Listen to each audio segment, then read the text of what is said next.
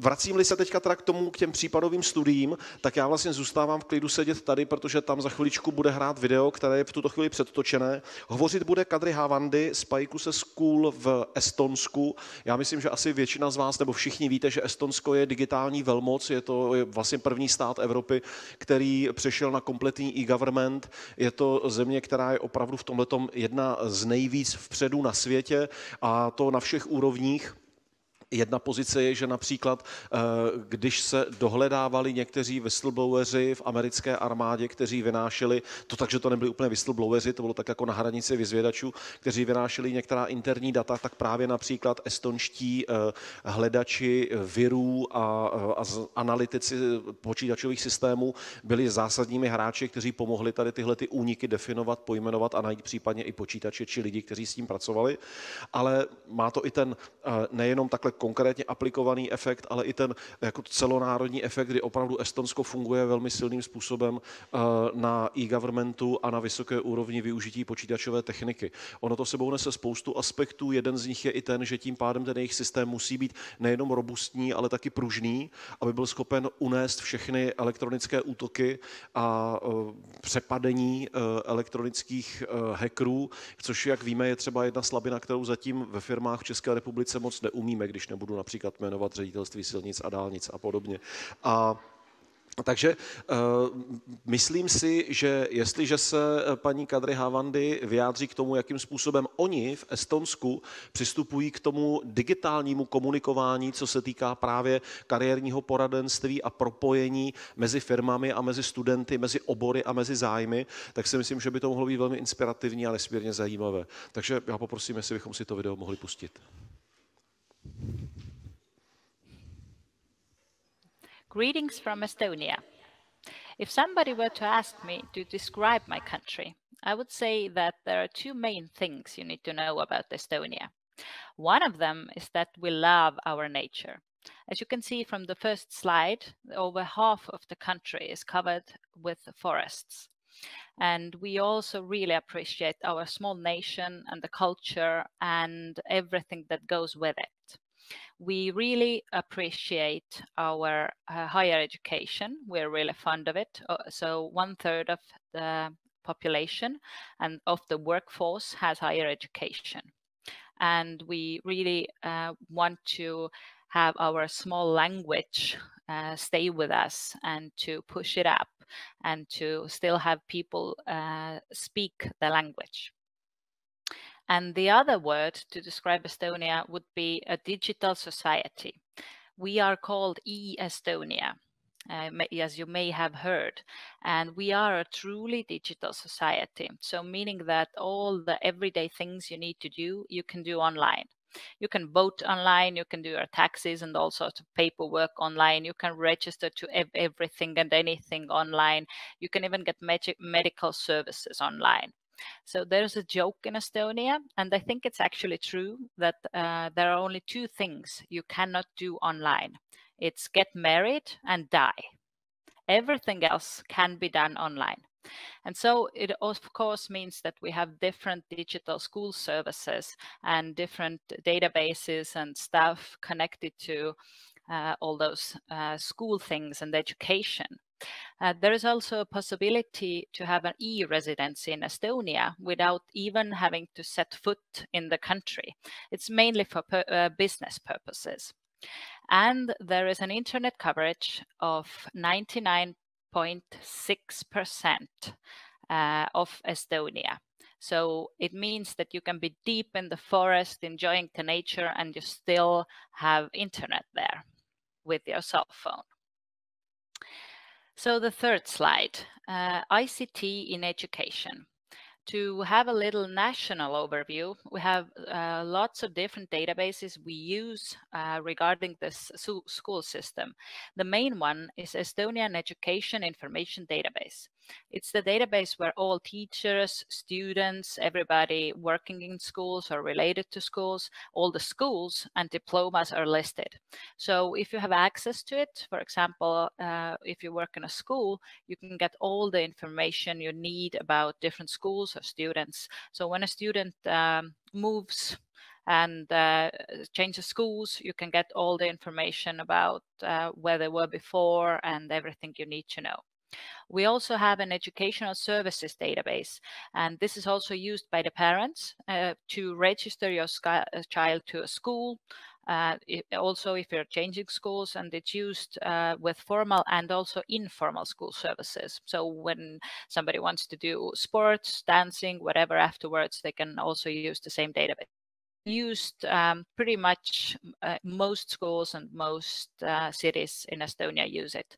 And there's also a similar database for kindergarten. So you can also register to a kindergarten via that. We have an educational statistics database where you can get all sorts of different information and statistics about the school system, about the education in whole.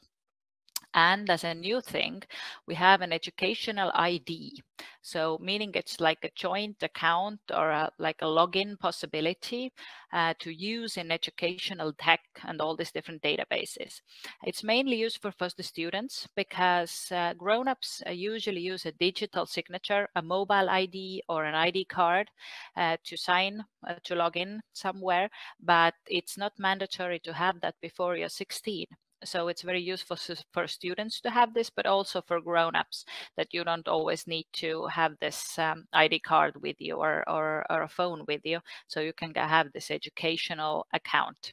And it's not very widely used yet, but I think it's becoming more and more popular. It's just like a way to identify yourself.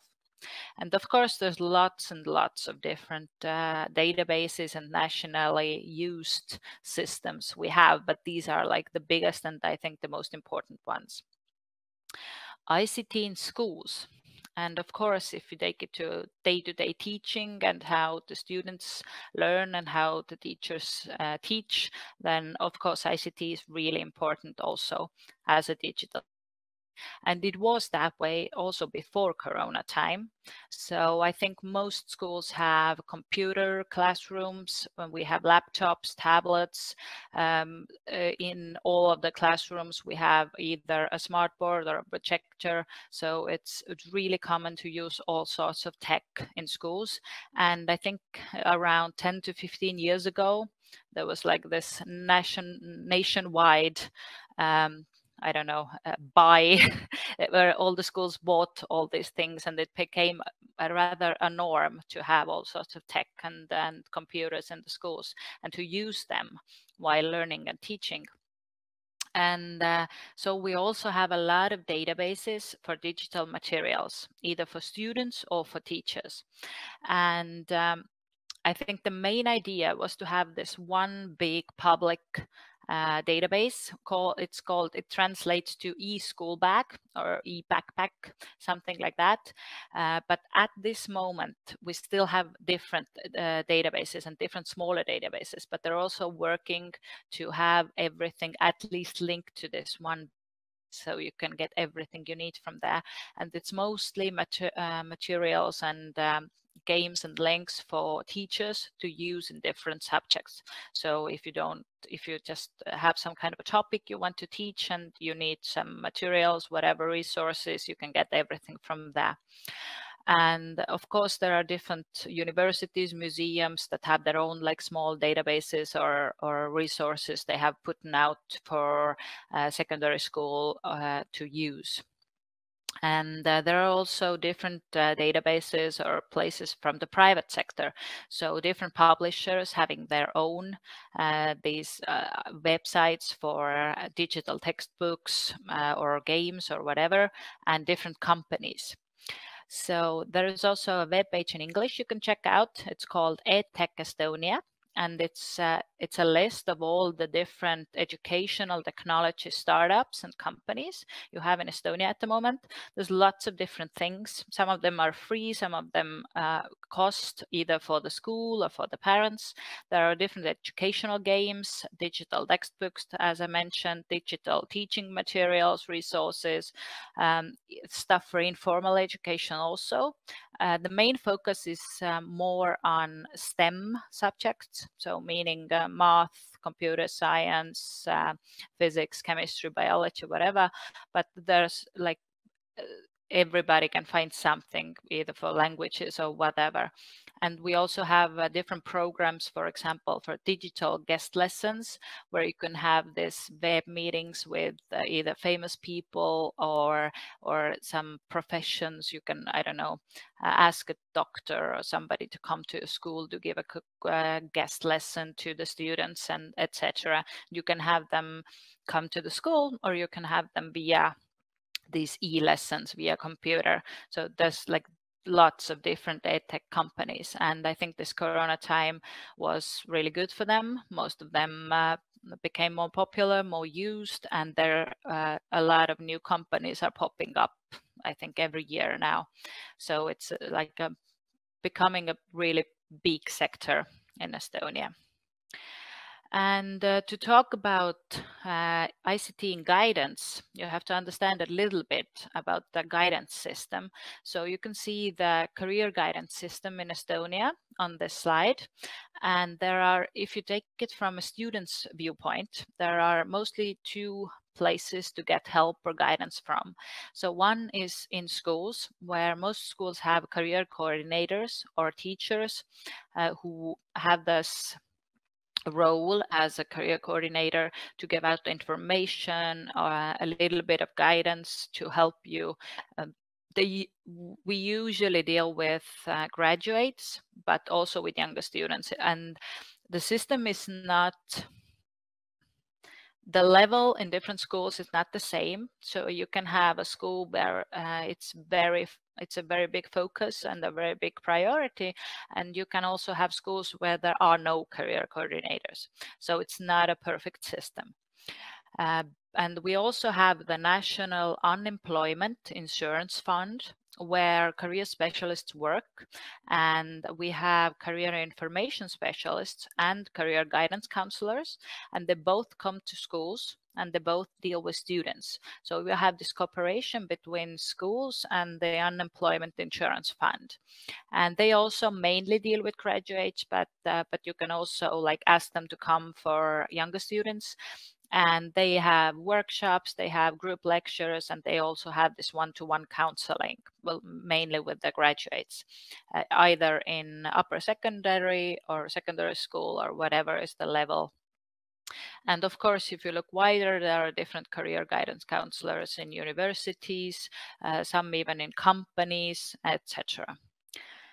And so if you look at the ICT in guidance, then I think the Corona time past 2 years made a big difference, because as much as I have seen and heard, I do not work in guidance, I work in a school, then still more than half of the appointments take place via some kind of a digital meeting forum, either in a video call, in a chat, or a phone call. So it's really popular still, although it's now allowed to meet. There are of course people who prefer to meet eye to eye and see the people, but it's also becoming more and more popular because you don't have to use either the money or the time for transport, etc. So, and they give out all sorts of different services digitally also. And if you are an employee of the unemployment fund, then you have access to all the necessary databases. So if I read about your idea, having this one portfolio for the student and later on a grown up to have in different and in moments in life to use. So I think this is like the most similar thing we have. It's not perfect. It's not a perfect system, and we don't have like an official cooperation between schools and the unemployment fund regarding this one student. So I think this is something you guys are trying to do at the moment, and I think it's really necessary and a really good idea. But we have it starting only in the level that if you go to the unemployment fund, either you're working or searching for work, it doesn't matter, and you register there, then you only get this portfolio started, not beforehand. But the good thing with this unemployment fund is that you have a connection to all these necessary databases, so you can get information on whether the person worked before, what's the education, what diplomas do they have, etc., etc. So you don't only have to rely on the client's response, but you get all the information all together. And they also have different digital materials to use while working with online clients. So even some games and cards and whatever resources you use, usually when you meet like in a cabinet in an office. So and as the Corona time showed that there is a really big need for stuff like that, I know that they are developing the different materials and resources for that. So this was a short overview of our ICT in education and in guidance. And I think that as with all sorts of different countries all over the world at the moment, this is a really important topic of having all these different resources and having good enough tech to use in education and also in guidance. And I think Estonia is at a really good place at the moment, but we are also developing and growing all the time. And I think this past years with the Corona time, it gave us the push we needed to make things even better and to also gather good experiences from different countries. So I am really looking forward to seeing what you guys are doing with your portfolio idea. And maybe in a couple of years, Estonia can say that, hey, we did it too. We got the idea from you. So, and thank you for listening. No.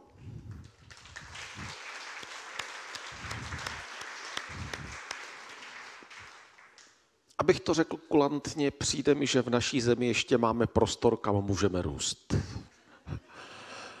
Ale to neznamená, že to musí být chyba samozřejmě. Riziko těch, kteří kráčí do neznámých míst jako první, je to, že ti, co jdou za nimi, mohou už být efektivnější, lepší, zkušenější, poučení a tady právě to sdílení těch informací je velmi cenné.